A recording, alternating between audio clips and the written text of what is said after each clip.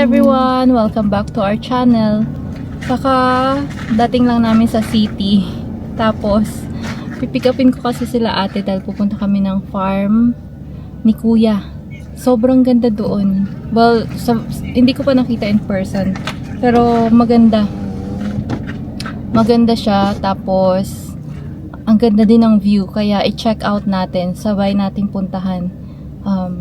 Para mamangha tayo sa view niya. Sobrang init. Sobrang init sa Philippines. Yung electric fan, kasi wala kaming aircon. Yung portable aircon nasira na. Yung electric fan non-stop. Non-stop talaga yung pag-run niya. Sa gabi, tapos sa umaga naman. Yung mga magbabakasyon, yun yung i-ready nyo. Yung init.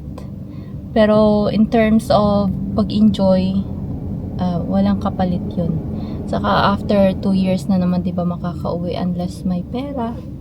And kung may pera, why not? Tapos after sa farm, punta tayo sa beach house kasi doon sila matutulog. Hindi pa ako makakapag-tour. Sobrang busy pa kasi. Dito na tayo sa farm ni kuya. Ipapakita ko lang saglit yung sa kabila kasi ang ganda oh. So, ito yung sa manukan. Ayan, madaming mga manok dyan. Tapos yan yung ano ni kuya. Dream Game Farm. Mahilig kasi siyang magsabong. So, yan yung kanyang farm. Then, ito naman yung dinidevelop niyang farm. Kung gusto niya daw mag-retire, dito na siya. Ang ganda, no? Pero why still so init kahit nandito na wala namang araw? Wow, ganda. Puro mga coconut trees. So lahat to, ito talaga yung literal na kung ano yung makita dito kay kuya. So lahat to, naiikot ako. Lahat to kay kuya. Nagtingin din kami ng land dito, Coco Land. Kaya lang nga, dahil mas gusto namin sa city, yung boarding house yung binili namin, saka 240 square meters na lote. Na which is pinaplano namin ibenta lang din. Dahil mag-for good na nga kami sa Canada. First time ko lang din pumunta dito. Oh, ang daming plants doon. Punta tayo doon mamaya. Hinihingal na ako. Wow, ayun sila Rai. Tapos ito na yung view. Ayan na yung view.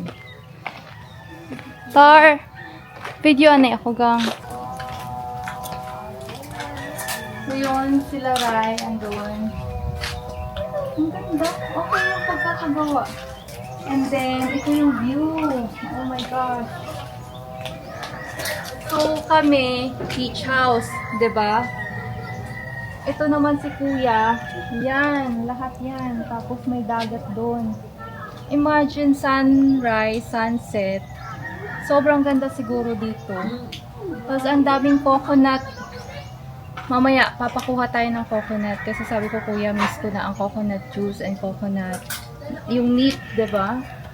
Pero, grabe. Okay na ako dito. Alex, maganda dito. Hindi mo pa to nakikita din. Maganda mag-retire dito. Sa dagat or dito sa farm. Ang ganda dito, no? Paayos ko kayo, gadinda. Kaya ganda dito. So, kakain muna tayo. Meron tayong hipon. Meron tayong crabs na sobrang ang daming taba-taba sa atin. Basta magkara din na, ha? Nag-video ko din. And then we have tuna carbonara na talagang ni-request ko kay ate. Then of course, kanin.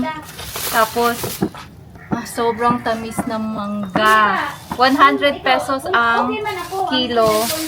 And then, itong preskong saging. Tapos meron pa mamaya, ito lang muna. Hinihintay pa namin si kuya sa kanyang native chicken na tinola. Sarap nun.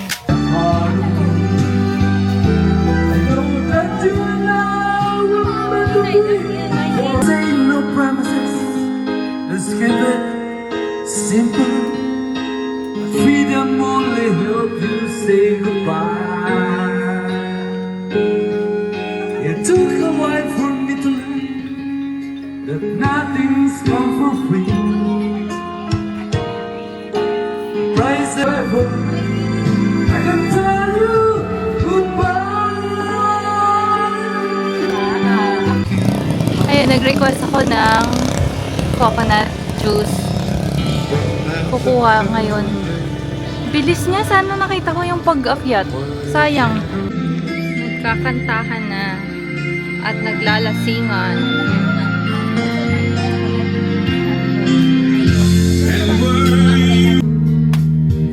Still I fumble and fall. It's me and a week. There's another man in love. No kid out of school. So far. Careful lang. Oo. I cried a tear. I was confused. And understand. Favorite ni Jeff. Don't Si Mama. really Di ba? Kailangan natin gold. Damo kaya kuno ding gold. Sabi ni Kuya? Sabi san ano?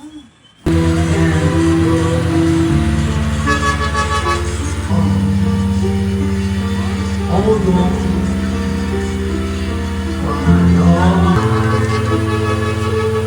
Look away. Ay, ganda sa ng yellow. Ang ganda. May mga orchids din. Igwa din. Ha? Orchids. Damo din, oh. Ano damo-damo ko Wow. Or nakit kami ko na nasa Ang ganda ba ya, no? Sabi ni Kuya, padamuon daw anay.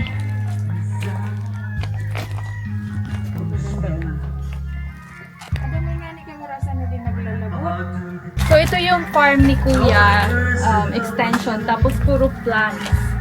Ito, doon, meron doon parang magkantahan or get together. And then, dito naman, yung parang nursery nila, kumbaga. Tapos, gusto kasi nila ito padamihin para magbenta sila sa public soon. 6 something na. So, uwian na. Grabe si Kuya. Non-stop yung kaganta niya. Sabi ko nga, nalasing na yung mga ate ko, mga pinsan ko. Pero siya hindi. Kasi, he did not even give a chance to my sisters and my cousins na magsalita. Ay, magkumanta. Bye! Ayun, yung mga friends ko. Tatlo silang close friends. And then, yeah, ayan na yung mga chicken ni Kuya, oh. Nagsilabasan na sila sa kanilang lungga.